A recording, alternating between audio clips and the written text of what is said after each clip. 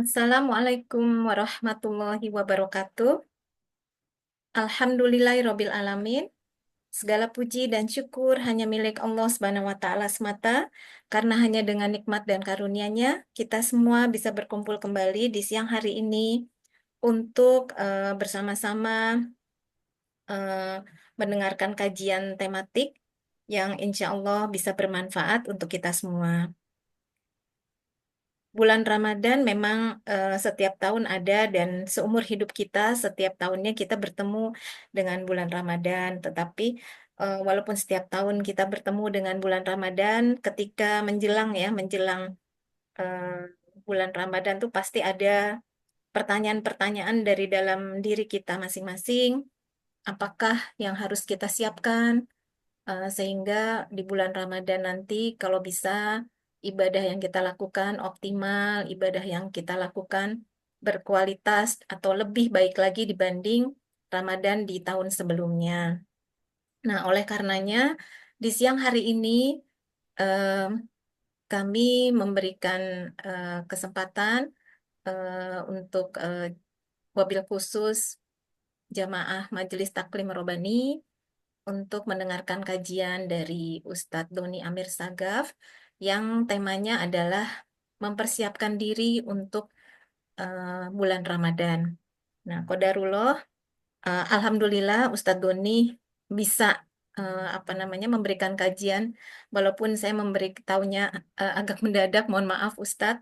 Dan untuk mempersingkat waktu, maka kami persilahkan Ustadz untuk memulai kajiannya. Tafadhol Pak Ustadz. Terima kasih. Ya, baik. Makasih Bu Ari. Bapak Ibu yang dirahmati Allah. Bismillahirrahmanirrahim. Assalamualaikum warahmatullahi wabarakatuh.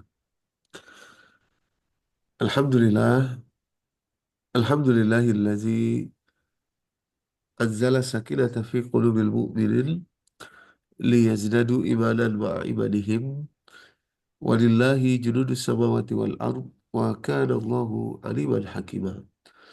Assalatu wassalam ala al-mab'uthu rahmatan lil alamin asyrafal anbiya'i wal mursalin wa ala alihi wa sahbihi ajma'in amma ba'd. Fayaqulullah ta'ala fi kitabihil karim. A'udzu billahi minasyaitonir rajim. Bismillahirrahmanirrahim. Syahrul Ramadan alladzi unzila fihi al-Qur'an hudan linnas wa bayyinatin minal huda wal furqan. Faman syahida minkum asy-syahra falyasum wa man kana maridan aw ala safarin fa'iddatun min ayyamin ukhar yuridullahu bikumul yusra wa la yuridu bikumul usra walitukmilul iddah walitukabbirullaha ala ma hadakum wa la'allakum tashkurun. Sadaqallahul azim wa sadaqa rasuluhul nabiyul karim wa nahnu ala zalika minasyahidin wa syakirin amma ba'd.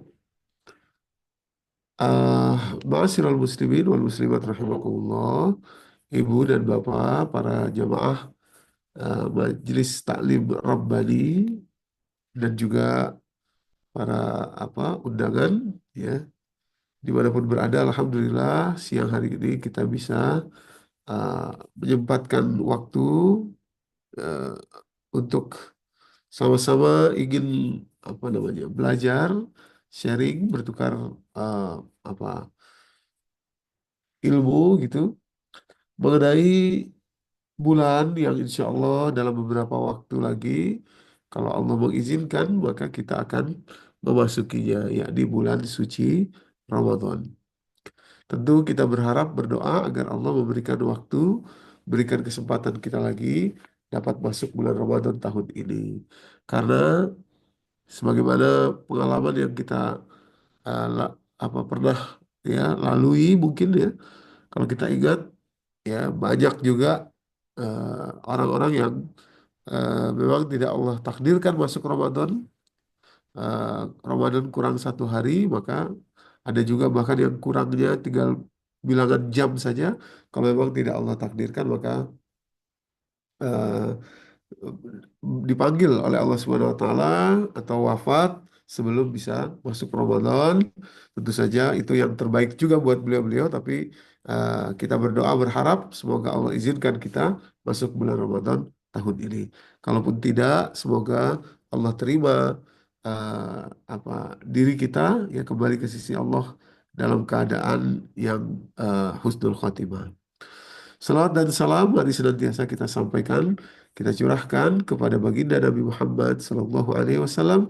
Demikian pula kepada seluruh keluarga, kepada seluruh sahabat beliau. Semoga kita pun istiqomah dalam belajar, dalam mengamalkan dan mendakwahkan nilai-nilai yang beliau SAW telah ajarkan untuk kehidupan kita di atas dunia ini. Bapak Ibu yang dirahmati Allah, saya mohon izin men-share di screen, di layar, agar kita bisa menyaksikan bagaimana tampilan yang ingin kita bahas pada kesempatan siang hari ini, yakni mempersiapkan diri untuk Ramadan 1446 Hijriah ini insya Allah. Bapak Ibu yang dirahmati Allah, jadi eh, dalam hidup kita ini ya ada bagian otak kita ya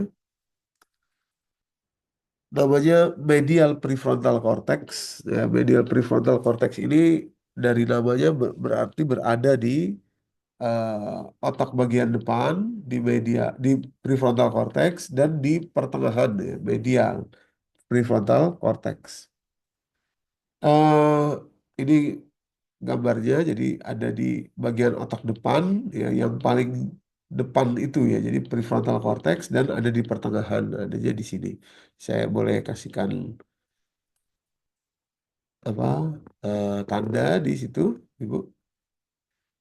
Nah, bagian medial prefrontal cortex ini penting sekali karena sebetulnya di bagian otak inilah tersimpannya semacam jadi ini bagian otak semacam penghubung, semacam terminal gitu ya dari berbagai macam memori yang tersimpan di dalam bagian otak lainnya di ada 6 tempat ya memori kita tersimpan. Demikian pula bagaimana persepsi persepsi akan hidup ini terbangun ya itu adanya di medial prefrontal cortex. Nah, untuk menggambarkan begini kira-kira Ibu, Bapak Ibu. Misalkan ya jadi misalkan begini. Kalau ada orang ya yang misalkan marah-marah ya, ada orang yang mudah marah, marah gitu ya. Nah, itu sebetulnya terjadi lantaran atau karena eh, di dalam medial prefrontal cortex-nya itu terjadi apa namanya ya istilahnya itu bagaimana? Itu di dalam medial prefrontal cortex-nya orang tersebut terjadi semacam ramuan atau terjadi semacam penilaian ya tentang tentang dirinya, tentang sosial persepsi terhadap dirinya yang berasal dari eh, apa memorinya. Jadi begini, orang kalau dikit-dikit marah gitu, ya, dikit-dikit marah, boleh jadi di masa yang lalu atau di masa kecilnya ada trauma yang pernah terjadi kepada dia, kepada orang tersebut, misalkan dulu dia waktu semasa kecil sering dibully, misalkan gitu ya sering dibully oleh orang lain, oleh orang di sekitarnya gitu, oleh mungkin orang tuanya dan lain sebagainya. Nah, memori tentang pembulian tersebut atau kekerasan yang terjadi kepada dirinya itu tersimpan di bagian otak memorinya, ya boleh jadi di amigdala dan lain sebagainya. Tapi kemudian diambil atau dipakai data itu di bagian medial prefrontal cortex ketika orang tadi mengalami di masa yang sekarang dia mengalami suatu kejadian lagi yang boleh jadi akan menimbulkan atau diperkirakan ya oleh medial prefrontal cortex ini diperhitungkan atau diperkirakan kira-kira akan berdampak yang sama seperti yang pernah terjadi di masa lalu itu, maka kemudian oleh oleh otak medial prefrontal cortex ini di, dibuat sedemikian rupa si orang ini atau kita jadi merasa atau si orang tadi merasa perlu menunjukkan emosinya, kira-kira begitu. Nah, akhirnya jadilah dia marah-marah, jadilah dia arogan gitu. Jadilah dia ingin menunjukkan siapa dirinya yang sekuat dan lain sebagainya. Itu sebetulnya kerja yang rumit tentang bagaimana mengukur, menilai gitu. Kemudian memprediksi bakal terjadi seperti itu supaya tidak terjadi lagi, maka harusnya begini dan begitu. Itu terjadinya penghubungnya ada di medial prefrontal cortex. Nah, maka itu medial prefrontal cortex itu disebut sebagai persepsi, social perception. Persepsi yang kita bangun dan bagaimana kita mempersepsikan apa yang sedang terjadi berdasarkan data yang sudah pernah peristiwa terjadi di masa lalu, itu semua itu eh, kerumitan yang seperti itu terjadi di bagian otak medial prefrontal cortex. Nah, jadi amat penting dia karena dia bisa mempengaruhi semua aktivitas kehidupan kita dari situ dasarnya gitu. Maka itu eh, karena dia adalah pusat olah persepsi, ya, persepsi diasalkan atau berdasar dari apa yang sudah pernah terjadi gitu kan ya, memori-memori masa lalu, pengalaman masa lalu dan kemudian tersimpan di situ menjadi data. Nah, oleh karenanya Bapak Ibu, dia mempengaruhi semuanya. Karena dia pusat olah persepsi ya, pengaruhi semuanya. Yang pertama tentu saja mempengaruhi behavior kita atau sikap kita. Tadi sudah saya coba jelaskan sedikit bagaimana kalau seseorang misalkan dia terlihat arogan gitu ya, itu pasti pernah ada di masa lalunya sesuatu yang terjadi kepada dia kemudian tersimpan dan akhirnya diolah oleh prefrontal cortex menjadilah behavior atau keluarlah behavior arogan misalnya gitu. Demikian pula Bapak Ibu misalkan behaviornya yang lain ya. Ini behaviornya bisa macam-macam itu tergantung juga bagaimana tadi diolah. Bisa jadi ada orang yang pernah merasakan masa lalu yang tidak enak, misalkan gitu ya. Tapi justru di medial prefrontal cortexnya bisa diolah sedemikian rupa masa lalu yang tidak enak itu justru keluar behavior atau perilaku yang bagus dari dirinya. Bisa jadi juga ada orang seperti itu. Ya, misalkan dia pernah eh, hidup kekurangan ekonomi misalkan di masa yang lalu. Lalu munculnya nanti muncul sikap atau behavior atau perilaku yang dia tidak mau melihat ada orang yang kesulitan, maka dia membantu. Nah, itu juga kesimpulan dia membantu itu terjadi juga di medial prefrontal cortex juga, diolah sedemikian rupa oleh medial prefrontal cortex juga gitu. Nah, tapi bisa jadi ada orang yang pernah kekurangan masa hidupnya masa lalu, lalu yang muncul adalah behavior ingin pamer kepada orang lain. Ada juga seperti itu. Jadi datanya boleh jadi mirip, tapi bagaimana mengolahnya, bagaimana terjadinya, nanti keluarnya behavior itu tergantung bagaimana ketika dia diolah di medial prefrontal cortex, Bapak Ibu ya. Nah, jadi mempengaruhi behavior kita, mempengaruhi rasa takut kita, mempengaruhi atau berakibat ya, bukan mempengaruhi, berakibat behavior emosi kita, behavior eksekutif atau behavior perilaku kita gitu ya. Bagaimana cara kita mengambil keputusan, bagaimana cara kita membuat planning dan lain sebagainya, itu sebetulnya berdasar atau didasarkan dari memori, dari perjalanan memori dan kemudian diolah oleh bagian otak medial prefrontal cortex. Nah, Bapak Ibu yang dirahmati Allah, itu pula sebabnya ya, karena behavior tadi dipengaruhi oleh medial prefrontal cortex. Nah, begitu juga behavior akan mempengaruhi pula fisik kita. Nah, ini saya jelaskan dulu bagaimana pentingnya bagian ini dan baru nanti kaitannya dengan puasa ya, puasa Ramadan. Nah, jadi kita pengen tahu kenapa kok puasa Ramadan kita kalau kalau kepingin maksimal tuh gimana caranya kan gitu ya. Nah, behavior ini Bapak Ibu mempengaruhi pula fisik kita. Jadi bisa dari fisik duluan ke behavior, bisa dari behavior perilaku ke fisik, tapi semuanya itu berawal dari medial prefrontal cortex. Misalkan ya sedikit saya ingin sampaikan, misalkan eh, behavior kita, misalkan kita jadi stres kalau misalkan ada satu ketidakpastian, misalkan gitu ya kan ada orang begitu dia.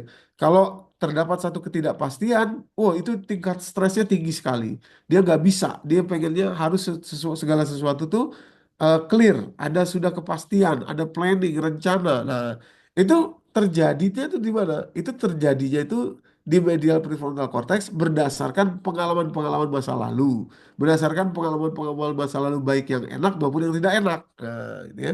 Akhirnya karena dia dalam posisi misalkan satu planning yang tidak pasti misalkan begitu membuat dia gelisah. Gelisah itulah sebagai bentuk stress response system. Jadi sistem fisik, sistem tubuh merespon apa yang menurut medial prefrontal cortex adalah gejala-gejala atau tanda atau tolak ukur bisa terjadinya sebuah apa peristiwa yang tidak mengenakan atau berbahaya. Nah, itu stress response system. Nah, stress response system inilah yang kemudian berpengaruh kepada seluruh tubuh kita. Misalkan saja karena terlalu banyak hormon kortisol dihasilkan oleh stress response system, HPA aksis, maka akhirnya terlalu banyak pula glukokortikoid yang tercipta atau terjadinya glukokortikoid ya. Bisa juga nanti gluconeogenesis namanya ya. Jadi bertambahnya glukosa, padahal tubuh tidak butuh glukosa, tapi dengan sendirinya oleh tubuh sendiri dieksekusi sendiri ya karena adanya sistem yang dianggap ya terjadi bahaya kepada orang itu sehingga tubuh melakukan mekanisme proteksi, mekanisme perlindungan lewat HPA aksis. Semua persepsi stres itu sebetulnya ada di medial prefrontal cortex gitu ya. Jadi dampaknya berpengaruh ke seluruh tubuh kita nih si medial prefrontal cortex ini nih Bapak Ibu. Nah, itu pula sebabnya juga karena behavior dipengaruhi atau berasal dari medial prefrontal cortex, itu juga sebabnya tidak mudah bisa mengubah behavior seseorang. Tidak mudah bisa mengubah behavior bahkan diri kita sendiri, nggak mudah juga. Misalkan ya, kalau kita lagi dengar pengajian gitu ya, biasanya kita akan sadar tuh, akan ingat, wah saya ingin memperbaiki diri gitu kan, tidak mau lagi mudah marah, tidak mau lagi mudah apa kecewa atau apa gitu ya. Saya ingin menjalani hidup dengan penuh rasa syukur. Itu biasanya kalau lagi dengar pengajian sadar tuh ya. Tapi begitu kita kembali lagi ke kehidupan kita yang semula, menjalani rutinitas kehidupan kembali, ya balik lagi menjalani apa aktivitas kehidupan, biasanya kita akan lupa lagi, akan kembali lagi ke mode yang sebelumnya, gitu, behaviornya, secara sadar maupun tidak sadar. Nah, kenapa itu bisa terjadi? Karena perubahan yang kita lakukan atau misalkan nasihat-nasihat yang kita dengar itu tidak berhasil masuk sampai ke medial prefrontal cortex. Hanya di tataran luar behaviornya saja. Nah, maka itu tidak terjadi dampak yang signifikan atau tidak terjadi dampak yang permanen dalam diri kita walaupun kita tahu bahwa itu adalah sesuatu yang sifat atau behavior yang ingin kita rubah supaya jadi lebih baik. Ya. Tapi karena tidak sampai ke medial prefrontal cortex, ya, karena dia adalah satu semacam apa, semacam eh, pusat ya persepsi olah persepsi ya, persepsi tentang kehidupan dan lain sebagainya yang sudah terlanjur ada ya maka dia akan menegasikan akan membuang eh, apa persepsi-persepsi lain yang bertentangan dengan dia yang selama ini sudah ada. Nah, di situ Pak bahayanya tuh di situ. Makanya sulit orang berubah gitu. Eh, tapi bisa terjadi perubahan seandainya cukup kuat perubahan tadi memaksa medial prefrontal cortex untuk mengubah apa-apa yang selama ini dia sudah eh, jadikan standar, ya, standar persepsi, gitu ya. Nah, untuk itulah Bapak Ibu yang dirahmati Allah, karena tidak mudah mengubah medial prefrontal cortex kita, walaupun kita mungkin dengar pengajian dan lain sebagainya, ada satu cara agar medial prefrontal cortex ini terkena perubahan. Eh, Caranya itu supaya mudah, ya, perubahan tadi terkena ke medial prefrontal cortex adalah dengan berpuasa. Eh, Jadi bulan Ramadan ini, nanti insya Allah kita akan jumpa masuk bulan Ramadan. Harus kita pahami sejak awal, fungsinya bulan Ramadan itu sebetulnya bukan hanya berpuasa untuk berpuasanya saja, bukan. Tapi berpuasa itu adalah cara yang Allah siapkan untuk supaya kita bisa memasukkan data-data yang baru, persepsi yang baru, atau kalau persepsinya sudah sama dengan persepsi yang mau dimasukkan, berarti menguatkan persepsinya, dan itu sampai ke bagian otak medial prefrontal cortex. Nah, karena apa? Karena ketika kita lapar, Bapak Ibu, nih, ketika kita lapar, dalam posisi lapar, usus kita dalam posisi lapar itu memproduksi hormon yang sangat penting dan kita butuhkan, serta kesaktiannya luar biasa hormon ini, yang namanya adalah grelin. Grelin ini. Nah, hormon grelin ini Bapak Ibu itu bisa langsung sampai ke otak. Tidak seperti hormon leptin, ya, leptin itu adalah hormon ketika kita kenyang, yang itu sampai ke otaknya itu lama sekali. Jadi melalui banyak banyak dulu, apa? Banyak dulu pintu, atau melalui banyak dulu organ baru sampai ke otak leptin itu. Makanya ketika seseorang itu kenyang, ya, sampai hormon leptin ke otaknya dia, nah, itu berarti sudah full terisi itu. Livernya sudah makanan tadi sudah masuk dulu ke liver, insulin sudah dikeluarkan dulu oleh pankreas, ya, kemudian sebagiannya tadi ke liver, kemudian tersimpan di energi tersimpan berbentuk glukosa, ya, di dalam aliran darah oleh insulin tadi, baru kemudian muncullah hormon leptin. Leptin itu ketika kita kenyang, gitu. Makanya sunnah Nabi berhenti makan sebelum kenyang. Kenapa? Karena kalau sudah kenyang itu berarti leptin sudah sampai ke otak, dan itu artinya perjalanannya sudah melalui glukosa yang banyak tersimpan di dalam apa, otot kita, muscle kita, dan itu kalau tidak digunakan maka dia akan menjadi lemak, Bapak Ibu.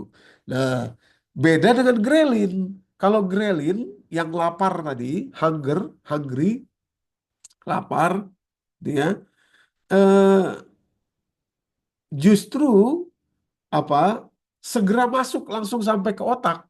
Eh, karena rasa lapar tadi eh, lebih cepat, tidak melalui serangkaian yang banyak, ya, langsung sampai ke otak, ke apa namanya, dan mempengaruhi otak, hormon grelin itu.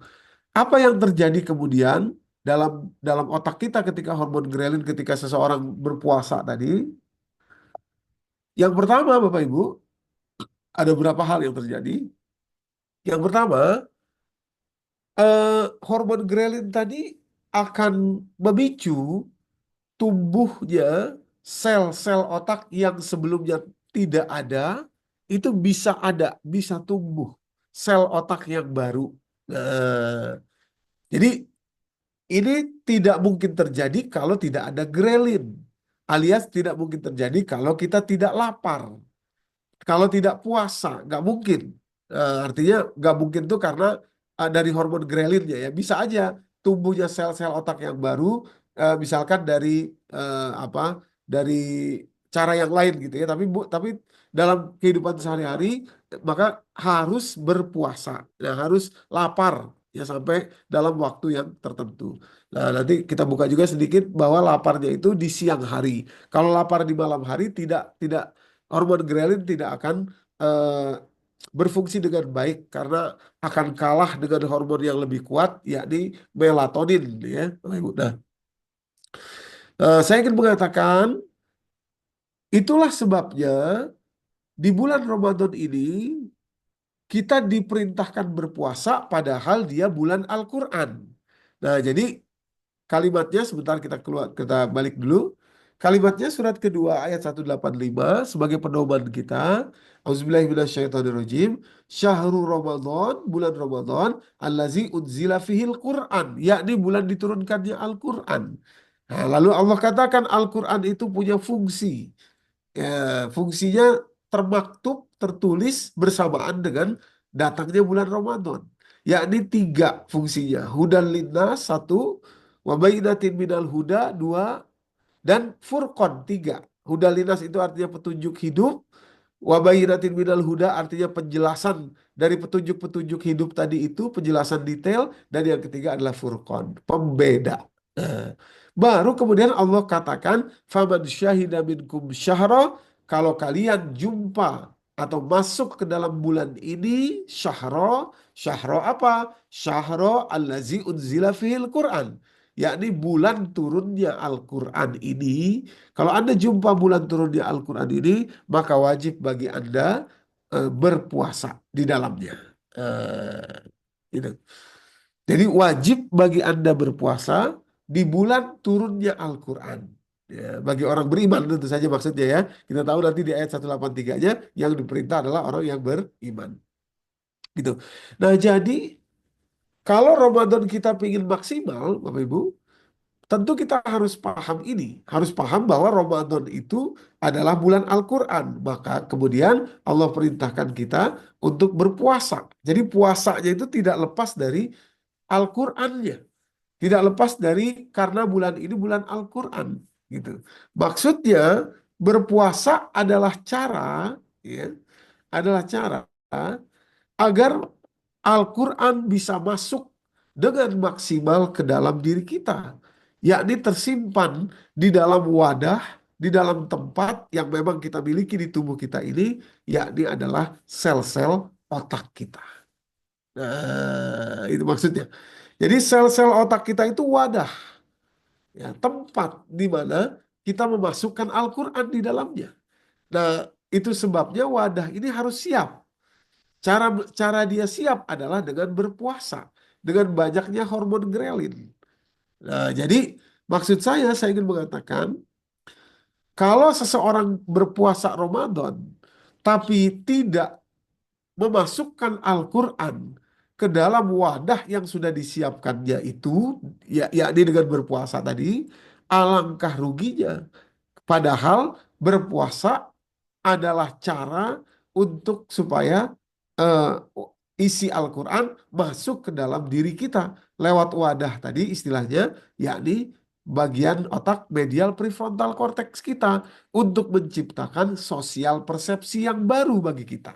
Nah, untuk menciptakan persepsi sosial yang baru atau kalau tidak, kalau sudah benar maka menguatkan sosial persepsi yang sudah ada. Nah, kalau memang sesuai gitu. Nah, lewat apa? Lewat pertama tumbuhnya banyak sel-sel otak yang baru. Nah, sel-sel otak yang sudah tidak bagus, yang sudah mati, yang sudah kurang tadi, yang sudah tidak lagi bekerja dengan maksimal, dengan sendirinya akan dimakan oleh oleh atau akan apa?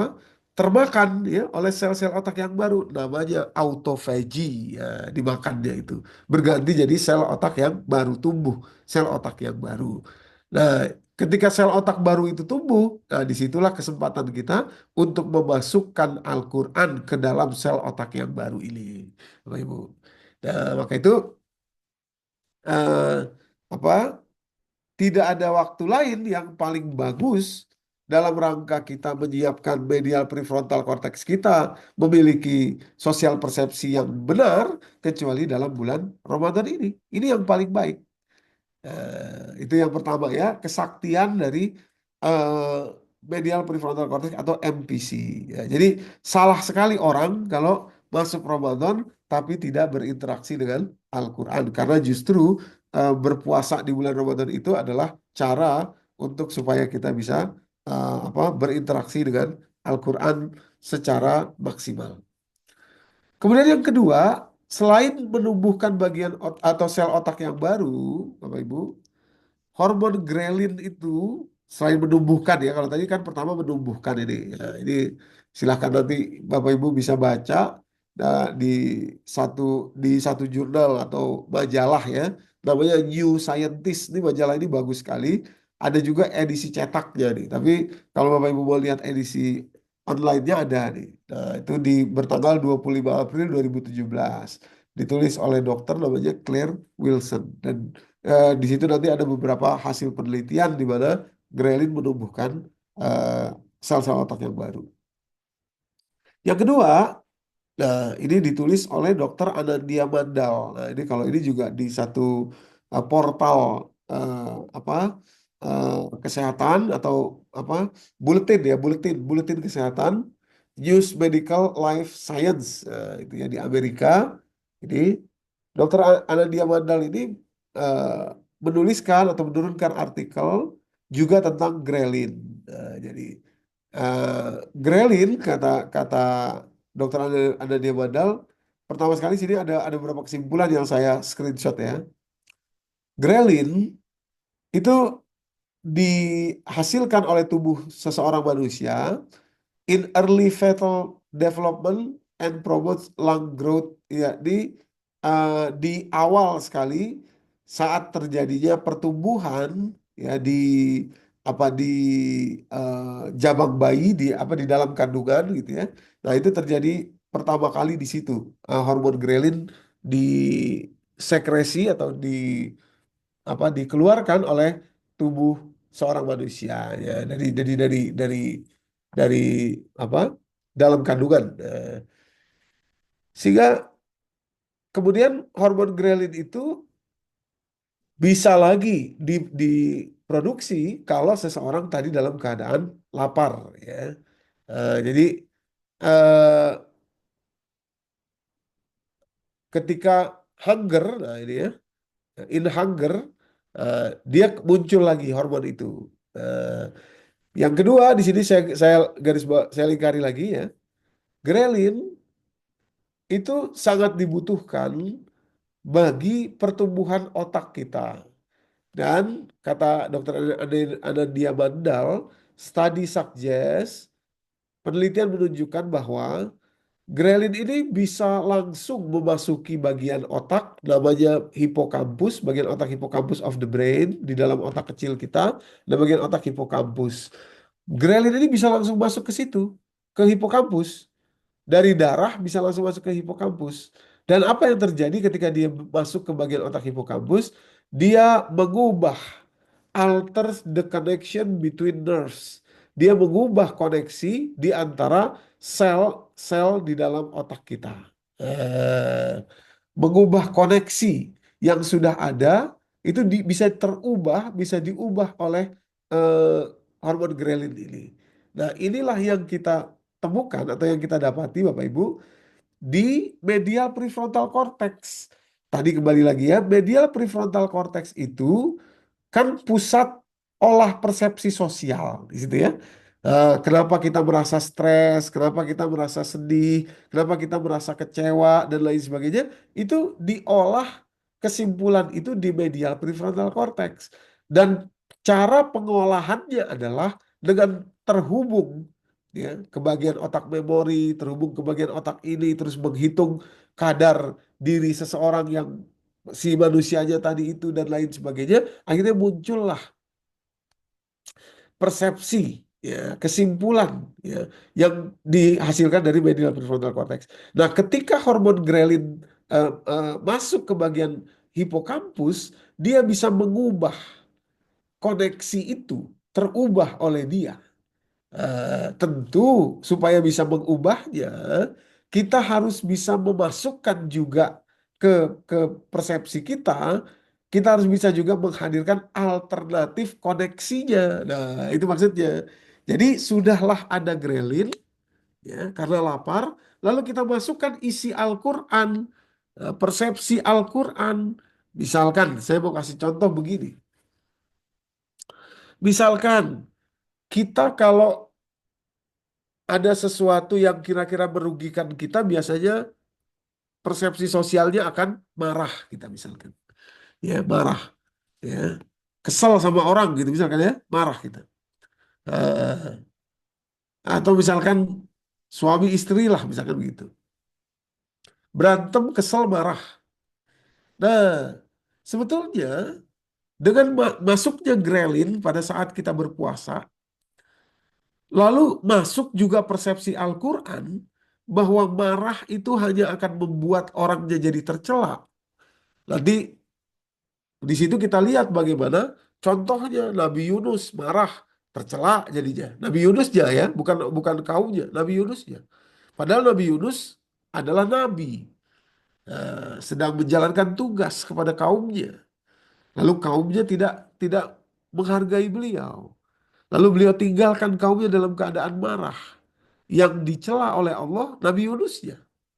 Maka itu dalam surat Al-Anbiya misalkan ayat ke-87 Bapak Ibu ya. Wazannun kalimatnya itu. Dan ingatlah Zunnun atau Yunus. Izzahaba mughadiban ketika dia pergi meninggalkan kaumnya dalam keadaan marah. Fazonna alla naqdira alaih fanada fi zulumat alla ilaha illa anta subhanaka inni kuntu minaz zalimin. Akhirnya beliau berujung eh, berdoa, bertaubat kepada Allah di dalam perut ikan, di dalam kegelapan, kalimatnya la ilaha illa anta subhanaka inni kuntu minaz zalimin. Tidak ada Tuhan selain Engkau ya Allah, Maha suci Engkau dan sayalah yang zalim. Sayalah yang zalim itu adalah pernyataan beliau karena beliau sadar bahwa kelakuan yang beliau lakukan, marah kemudian meninggalkan kaumnya, itu salah. Ibu, salah. Nah, jadi kalau kita dalam keadaan lapar, lalu kita mendengarkan kisah Nabi Yunus itu boleh jadi itu bisa mudah masuk ke dalam bagian otak medial prefrontal cortex kita dan mengubah koneksi di dalam medial prefrontal cortex tadi, koneksi mengenai persepsi yang selama ini sudah tertanam soal marah. Nah, gitu. Soal marah. Karena tadi dia bisa mengubah alters connection between nerves and cell. Bisa mengubah koneksi. Gitu. Kalau koneksinya tidak kepada marah, maka berikut-berikutnya, walaupun terjadi juga misalkan situasi yang sama seperti itu, maka orang ini tidak akan mudah marah lagi. Dia mungkin akan melihat dari sisi yang lain, akan mencari alternatif yang lain gitu. Kenapa? Karena sudah masuknya satu persepsi dari Al-Quran yang bertentangan atau berbeda dengan persepsi yang sudah ada selama ini di dalam medial prefrontal cortex-nya. Nah, syaratnya ketika itu kita dalam keadaan banyak hormon grelin, yakni dalam kondisi lapar. Kondisi lapar. Nah, maka itu kata Anandia Mandal ini, ya, eh, learning, ya, belajar is most effective, sangat efektif throughout the day, pada siang hari, and when the stomach is empty, dan saat perut kita kosong, which is when ghrelin level are higher, yakni ketika hormon ghrelinnya banyak dalam tubuh kita dihasilkan dari kondisi lapar tadi itu Bapak Ibu ya. Kondisi dalam keadaan lapar. Nah, jadi luar biasanya lapar dalam eh, lapar pada saat malam hari itu tidak sama dengan lapar pada saat matahari, tidak sama. Eh, nggak sama dia. Ya, rupanya. Kenapa? Nanti di malam hari terjadi fungsi circadian rhythm. Jadi tidak boleh lapar di malam hari. Gitu. Maksudnya tidak boleh lapar tuh tidak akan menghasilkan hormon grelin lapar di malam hari itu. Jadi makanya puasanya hanya sampai terbenamnya matahari kita. Karena disitulah hormon grelin bisa diproduksi oleh usus kita dan langsung masuk ke bagian otak hipokampus. Itu berubah atau mengubah koneksi antar nerve sel sel otak kita.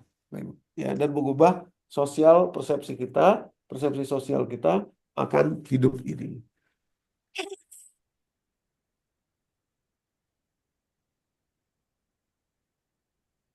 Perubahan ini Bapak Ibu ya,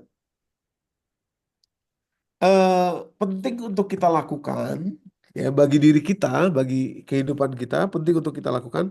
Karena apa? Karena kalau kita masih berada dalam persepsi yang lama dan itu berbeda dengan Al-Quran, contoh tentang marah tadi gitu misalkan ya, itu memang sulit banget diubahnya. Orang biar bagaimanapun juga, biar ikut pengajian atau apa, kalau medial prefrontal cortexnya tidak tersentuh, tidak dirubah, dia tetap aja kembali lagi semula. Ya, makanya contoh Nabi Yunus itu bagus sekali karena uh, Nabi Yunus kan seorang nabi, tapi tetap saja akan sampai pada kondisi yang apa tercela seandainya dia tidak mengubah perilakunya. Ya, coba saya keluar dulu sebentar, saya mau share bagaimana Nabi Yunus itu sangat apa namanya dicela oleh Allah Subhanahu Wa Taala padahal beliau seorang nabi loh ya. Nah, itu penting banget buat kita untuk bisa memahami betapa bahayanya ya, betapa bahayanya eh, kalau tidak mengubah medial prefrontal cortex kita. Nah, ini saya share lagi yang lain, apa bagaimana Nabi Yunus menjadi tercela karena tidak berhasil apa dalam kondisi marah ya, walaupun kemudian situasi yang se apa sedahsyat itu kepada Nabi Yunus ya, dia ditelan perut ikan, ditelan oleh ikan gitu, tentu saja itu sangat besar bagi beliau dan tentu itu berhasil mengubah medial prefrontal cortexnya beliau kan. Nabi Yunus ya Bapak Ibu ya. Nabi Yunus itu ya dalam surat As-Saffat surat 37 mulai dari ayat 139 sampai 144 kita akan temukan kalimat nanti di ayat ke 14 eh, 142 ya 142-nya. Beliau di saat ditelan ikan itu dalam keadaan tercela beliau tuh. Padahal pada ayat 139 ya Allah sebut di situ wa inna Yunus salaminal mursalin. Sungguh Yunus ini seorang rasul kami. Rasul gitu. Jadi tinggi gitu jabatannya itu Nabi Yunus itu. Tapi kemudian iz abaqa ilal fulkil masyhur pada ayat 140-nya ketika dia lari ke dalam kapal yang penuh muatan. Larinya itu dalam keadaan marah. Nanti kita temukan dalam surat ke 21 nih, ayat 87. Wazannun izzahaba mughadiban ketika dia pergi dalam keadaan mughadiban, ghadab itu artinya marah, dalam keadaan marah. Nah, apa yang terjadi kemudian fasahaba fakana minal mudhadin, kemudian beliau diundi, ikut dalam undian karena kapalnya sudah terlalu penuh, diundi siapa yang harusnya dicemplungin ke laut gitu. Nah, selalu namanya beliau yang keluar pada undian itu ya, atau bukan keluar maksudnya selalulah beliau termasuk orang yang kalah dalam undian itu ya. Akhirnya harus dilempar ke laut ya. Mau tidak mau atau kalau tidak dilempar nanti semuanya jadi tenggelam seisi kapal. Nah, lalu kata Allah pada ayat 142 ya, 142 ya. eh, Faltaqamahul hut wa huwa mulim. Beliau ditelan ikan dan saat itu dia atau beliau dalam keadaan tercela, mulim, tercela. Kenapa tercela? Karena adanya marah tadi itu, meninggalkan kaumnya dalam keadaan marah. Pada ayat berikutnya falaula annahu kana minal musabbihin. Nah, di situ beliau sadar setelah ditelan perut ikan. Kata Allah seandainya dia tidak banyak bertasbih mengingat saya, ya, artinya mohon ampun gitu ya, istighfar dan lain sebagainya kepada Allah. Kalau seandainya dia tidak begitu, lala bisa fi batnihi ila yaumi yub'atsun. Niscaya dia akan berada di perut ikan itu selama-lamanya sampai hari kiamat. Gitu. Tapi karena beliau bertobat, ya, terus apa banyak bertasbih memuji Allah gitu ya, mengingat kesalahan beliau, maka kemudian Allah ampuni beliau. Jadi sudah berubah isi medial prefrontal cortexnya beliau saat berada di perut ikan itu. Peristiwa yang sangat traumatis tentu saja buat diri beliau. Bahkan dalam kitab apa Sahih Ibnu Katsir atau yang juga eh, dicuplik sebagian dalam dalam kitab Al-Bidayah wa Nihayah dijelaskan bahwa Nabi Yunus itu waktu beliau dimuntahkan oleh ikan itu dalam keadaan seluruh kulit-kulit beliau itu melepuh. Karena dalam perut ikan paus itu panas, ya, panas karena ada minyak, ya, minyak paus ya, di dalam eh, perut ikan paus itu, Bapak Ibu. Nah, jadi betapa luar biasanya bahkan seorang nabi pun dengan sifat yang seperti itu bisa tercela. Sifat itu kan memang berasal dari persepsi sosial tadi yang ada di penilaiannya yang ada di medial prefrontal cortex. Nah, untuk mengubah itu harus terjadi sesuatu yang amat sangat traumatis, ya, keras seperti Nabi Yunus tadi, atau bisa dengan cara berpuasa lapar. Berpuasa lapar, hormon ghrelin keluar, ya, masuk kemudian dari usus ke medial prefrontal cortex kita. Nah, saat itulah kita masukkan persepsi Al-Quran, nah baru dia bisa berubah tuh medial prefrontal cortex kita, Bapak Ibu. Ya, kembali lagi sih, bentar. Jadi maka itu nanti ada kalimat di ayat ke 185 itu, surat Al-Baqarah itu, yuridullahu bikumul yusra. Allah mau inginkan kemudahan buatmu, tidak menginginkan kesulitan. Salah satu maksudnya adalah mudah kita belajarnya mengubah medial prefrontal cortex kita dengan cara yang mudah, yakni berpuasa aja, nggak perlu terjadinya peristiwa yang sangat traumatis seperti halnya Nabi Yunus dan juga beberapa orang lain gitu ya Bapak Ibu. Dalam Al-Quran nanti dijelaskan misalkan Nabi Musa juga pemarah, ya, pernah membunuh tanpa sengaja memukul seorang walaupun itu dalam keadaan beliau membantu gitu ya, tapi karena emosional kemudian juga orang itu mati dan kemudian akhirnya menjadi satu peristiwa yang amat menyulitkan bagi beliau dan lain sebagainya gitu ya.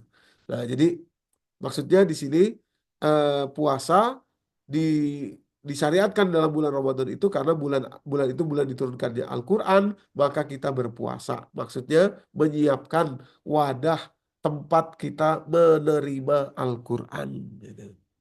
Oke, itu eh, apa keajaiban Grelin yang kedua ya. Jadi eh, bisa mengubah koneksi yang selama ini sudah ada, ya, bisa diubah oleh dia, oleh Grelin dan itu makanya sayang sekali orang kalau puasa dalam keadaan puasa tidak makan tidak minum gitu, Grelin sedang banyak-banyaknya tapi tidak dipakai untuk memasukkan nilai. Sayang sekali juga kalau yang dimasukkan nilai-nilai yang lain, misalkan banyaknya malah nonton film misalkan gitu ya, banyaknya malah nonton apa lihat memasukkan sesuatu yang selain Quran. Sayang sekali karena nanti akan tersimpan kuat itu di dalam otaknya orang itu gitu karena ada grelinnya saat saat itu dia lapar itu.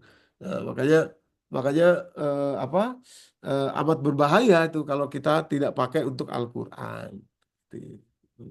Jadi ngabuburit misalkan, ya harus kita cari yang betul. Karena dalam kondisi kita lapar itu, jangan sampai yang masuk adalah yang tersimpan dalam sel-sel otak yang baru adalah sesuatu yang tidak sesuai dengan Al-Quran. Berikutnya Bapak Ibu, ya hormon grelin tadi ketika kita berpuasa, ya, luar biasanya adalah dia bisa me, apa, me- menyalakan, ya, menghidupkan, ya, koneksi antar sel otak, ya, menghidupkan, ya. Jadi namanya BDNF. BDNF itu Brain Derived Neurotrophic Growth Factor. Ya, jadi eh, apa sel otak itu bisa hidup dia, bisa terkoneksi, wire and fire istilahnya gitu ya, wire and fire, nyala. Nah, namanya itu sinaptik, seperti gambar yang di atas ini Bapak Ibu. Nih. Nah, ini ya. Nih yang saya lingkari yang merah di atas nih. Nah, itu sinaptik itu namanya itu. Hidup gitu. Nah, jadi kenapa orang jadi gampang lupa misalkan gitu ya atau Alzheimer gitu ya dan lain sebagainya karena ada bagian otak yang dipaksa untuk tidak menyala lagi. Nah, untuk tidak hidup lagi gitu. Nah, akhirnya kalau kembali ke situ dia lupa atau memorinya loss gitu. Nah, untuk bisa menghidupkan lagi bagian otak tersebut, menyesuaikan lagi Bapak Ibu ya koneksinya, maka eh, caranya adalah dengan berpuasa. Berpuasa. Nah, namanya BDNF. Ini saya lingkari di sini. Nah, jadi while fasting ya BDNF level itu naik. Ya, jadi kemampuan otak untuk menyalakan ulang ya apa-apa yang selama ini tidak hidup di bagian otaknya itu bisa sangat mungkin terjadi saat seseorang itu berpuasa. Nah, maka itu ketika seseorang berpuasa, Bapak Ibu terjadi brain plasticity. Plasticity itu eh, apa? Kelenturan, ya. Otak itu eh, jadi lebih adaptif, ya, jadi lebih adaptif, ya, beradaptasi. Makanya belajar sesuatu yang baru sangat bagus saat seseorang berpuasa, sesuatu yang sifatnya itu selama ini mungkin susah diterima ketika kita dalam kondisi kenyang. Ya, tadi ujung-ujungnya bisa masuk, bisa diterima ke bagian otak medial prefrontal cortex, jadi menjadi alat untuk sosial persepsi kita ya lewat BDNF ya brain derived neurotrophic growth factor. Jadi rewire, rebuild itself to form new neural network. Jadi otak itu bisa rewire ya, terhubung kembali, rebuild ya, terbangun kembali apa yang sudah pernah mati atau mengecil atau apa namanya menyusut ini ya, untuk menghidupkan lagi neural network ya, dan meningkatkan lagi apa yang selama ini adalah satu bagian otak yang ter terpakai. Ya, maka itu dari BDNF ini Bapak Ibu, sebagian para ahli neuroscience mengatakan untuk menghidupkan lagi bagian otak yang sudah pecah, pembuluh darah yang pecah bagi pasien-pasien yang terkena stroke ringan, ya, itu bisa dilakukan dengan berpuasa. Tapi pada saat berpuasa kemudian diterapi diterapi sesuai dengan latihan sesuai dengan bagian otak yang terkena pecah pembuluh darah itu. Misalkan begini, rata-rata kalau orang stroke sebelah badan gitu. Kalau sebelah kiri itu berarti otak sebelah kanannya yang banyak atau terjadinya pecah pembuluh darah itu di sebelah kanan otak. Otak kanan maksud sebelah kanan. Dampaknya ke tubuh sebelah kiri. Sebaliknya begitu juga. Kalau tubuh sebelah kanan yang terkena stroke yang yang apa eh, tidak berfungsi lagi maka itu artinya yang terjadi kerusakan di otak sebelah kiri. Nah, dari fungsi-fungsi otak sebelah kiri atau sebelah kanan itu dalam kondisi lapar tadi bisa dilakukan terapi, bisa dilakukan exercise, movement, gerakan-gerakan yang meningkatkan kegunaan otak di sebelah yang dibutuhkan tadi. Itu. Pada saat seseorang dalam kondisi lapar, karena saat itu ada hormon ghrelin yang mengalir ke dalam bagian otak hipokampusnya. Jadi bagus sekali untuk bisa untuk dilakukan atau dimanfaatkan juga ke arah situ ya, ya ke arah untuk memperbaiki bagian otak yang sudah pernah mati atau sudah pernah ditinggalkan lah kira-kira gitu. Nah, tapi kalau kalau apa mungkin bagi Bapak Ibu yang tidak terkena stroke atau tidak bukan pasien stroke juga bisa dipakai juga bagian otak yang sudah lama tidak dipakai itu sudah mati itu ya misalkan dulunya ingat sesuatu misalkan pandai menghitung misalkan gitu ya sekarang kok jadi nggak bisa lagi Ustadz. Nah, itu bisa dipakai pada saat kita berpuasa dan dipakai apa terapi menghitung misalkan angka sekian ini ayat sekian gitu. Itu akan cepat tumbuh jadi eh, apa saat seseorang berpuasa gitu. Bapak Ibu. Ya. Nah, jadi dari kesimpulan tadi atau dari penjelasan tadi, maka bagaimana cara kita menyiapkan bulan Ramadan kali ini kalau memang nanti Allah izinkan masuk, yakni dengan memahami bahwa bahwa puasa di bulan Ramadan itu itu sebetulnya adalah cara agar Al-Quran itu masuk ke dalam diri kita. Eh, jadi pemahaman ini penting karena nanti pemahaman inilah yang bisa membantu kita menyiapkan diri kita. Jadi bukan sekedar puasa saja, bukan sekedar puasa tidak makan tidak minum terus sudah buka puasa itu bukan itu, tapi ada tujuannya dia. Dia adalah cara untuk bisa memasukkan Al-Quran. Makanya Allah Allah juga dalam ayat 185 surat Al-Baqarah ini memberikan kepada kita petunjuk atau apa kisi-kisi tentang bagaimana seharusnya Al-Quran itu bisa kita asup, bisa kita masukkan ke dalam diri kita. Maksudnya adalah hudalinas wabayinatin minal huda wal furqan. Fungsi Al-Quran sebagai petunjuk hidup manusia, penjelasan terhadap petunjuk itu dan furqan sebagaimana dituliskan dalam ayat ini nih, ya yang saya merahin, hudalinas wabayinatin minal huda wal furqan. Fungsi Al-Quran inilah yang harusnya kita dapatkan dalam bulan Ramadan. Maka itu fungsi Al-Quran yang seperti itu, hudalina wabayyinatin minal huda wal furqan itu tidak akan bisa kita dapatkan kalau kita kalau hanya membaca Al-Quran tanpa ada pemahaman atau mengkajinya. Gak dapat ketiga fungsi tadi. Walaupun kita tetap dapat pahalanya dan tetap berada dalam kondisi berpuasa, tapi tidak dapat eh, hadiah yang jauh lebih besar, yakni kesempatan untuk bisa mengubah medial prefrontal cortex kita. Ya, jadi kalau baca saja dapat pahala, satu huruf 10 kebaikan. Tapi sebetulnya ada kesempatan besar, bukan cuma sekedar dapat pahala, tapi dapat perubahan persepsi sosial, dapat apa sel-sel otak baru yang sudah berisi Al-Quran. Eh, tapi harus ada kepahamannya Al-Quran itu. Dalam dalam saat kita lapar tadi itu. Nah, makanya Bapak Ibu, Allah katakan tiga fungsi Al-Quran yang mestinya kita punya atau kita rasakan selama Ramadan itu. Pertama huda, petunjuk. eh, Memahami petunjuk itu, oh iya petunjuk buat ini, buat kesehatan fisik, oh rupanya di ayat ini, ayat ini, ayat ini gitu ya. Lalu kita baca ayatnya, lalu kita pahami gitu ayatnya.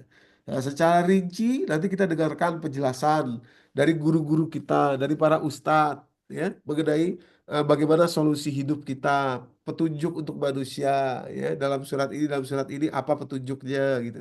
Nah, itu nanti kalau dalam kondisi kita lapar berpuasa, masuk itu bagus sekali. Ya, bisa dampaknya bisa sampai ke medial prefrontal cortex. Begitu pula furqan. Furqan itu pembeda. Pembeda ini tentu saja artinya kita juga kalau bisa melakukan apa? Studi banding. Jadi Al-Quran itu luar biasa Bapak Ibu. Terbuka dia. Sampai-sampai harusnya kita melakukan studi banding gitu. Untuk melihat bahwa Al-Quran lah yang benar. Konsep Allah lah yang benar gitu. Eh, Tentu studi banding itu kita lakukan nanti eh, apa kalau kita sudah memahami, jangan jangan sampai belum memahami udah studi banding nanti kacau, salah jadinya. Nah, tapi studi banding itu dengan memahami, gitu ya. Misalkan soal bagaimana Islam membagi waris, misalkan gitu ya. Dalam surat An-Nisa itu ya ayat 11 dan 12. Kepada perempuan dibagi, kepada laki-laki dibagi dua bagian lebih banyak daripada perempuan. Artinya dua berbanding satu. Kalau perempuan satu bagian, laki-laki dua. Itu kalau orang tidak tidak memahami petunjuknya, bisa jadi salah kaprah. Bisa jadi merasa, oh kok Al-Quran gak adil. Kenapa laki-laki dapat dua, anak laki-laki, kenapa perempuan dapat satu? Padahal kan sama-sama anak, gitu kan ya. Padahal sebetulnya tidak begitu faktanya. Faktanya harus dilihat secara keseluruhan. Seorang laki-laki dapat dua bagian karena memang dia harus menanggung. Ada empat orang perempuan yang dia tanggung dalam hidupnya, seorang laki-laki itu. Empat orang perempuan itu siapa? Ya, yang pertama ibunya, kalau masih ada. Yang kedua istrinya. Yang ketiga anak perempuannya. Dan yang keempat adalah saudari-saudari perempuannya. Nah, jadi si saudari perempuan yang dapat satu bagian itu sebetulnya dia punya bagian juga, ya, sebagai sebagai emergency system. Kalau dia dalam keadaan kesulitan, itu saudara laki-lakinya harus bertanggung jawab terhadap dia, gitu. Nah, jadi sebenarnya jaring sosial itu Allah persiapkan. Begitu pula ketika seseorang perempuan menikah. Ketika dia menikah, tanggungannya atau dia menjadi tanggungan bagi suaminya. Nah, jadi uang yang dia terima dari waris tadi sama sekali kalau dia tidak keluarkan tidak masalah. Kalau dia pergunakan untuk dirinya sendiri tidak masalah. Tapi abangnya dia atau adiknya dia yang laki-laki, begitu mereka menikah, maka uang tersebut akan disalurkan kepada keluarganya dan juga kepada dirinya juga kalau memang dirinya dalam kondisi kesulitan.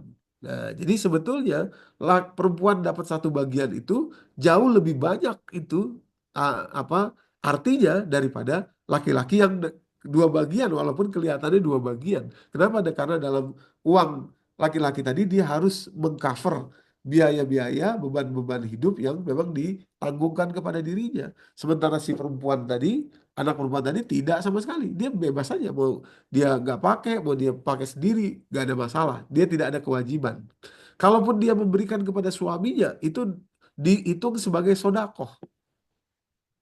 Itu sebagai sodako yang sangat banyak nilainya tentu saja. Tapi kalau si suami tadi dia berkewajiban, gitu ya. Nah maka itu dua bagian laki-laki itu sebetulnya menjadi kecil, ya, setelah dipahami bahwa struktur pembagian waris itu sebagai jaring sosial, ya, dalam kehidupan yang majemuk, bukan hanya pembagian person per person dari seseorang. Nah begitu pula ternyata Allah juga sudah memperlihatkan di ada sebuah penelitian di Afrika pernah dilakukan penelitian, nanti Bapak Ibu bisa cari di Google, saya lupa judul penelitiannya apa, tapi penelitian dilakukan kepada ibu-ibu yang menyusui. Jadi rupanya ibu-ibu yang menyusui anak laki-laki itu ASINya, air susu ibunya, dua kali lebih banyak keluar daripada anak perempuan yang disusui. Jadi memang dari air susu ibu saja itu Allah sudah menunjukkan bahwa si anak laki-laki ini dapat dua bagian yang lebih banyak. Jadi anak laki-laki itu menyusu lebih banyak daripada anak perempuan kepada ibunya. Gitu. Jadi ternyata dampaknya luar biasa, ya.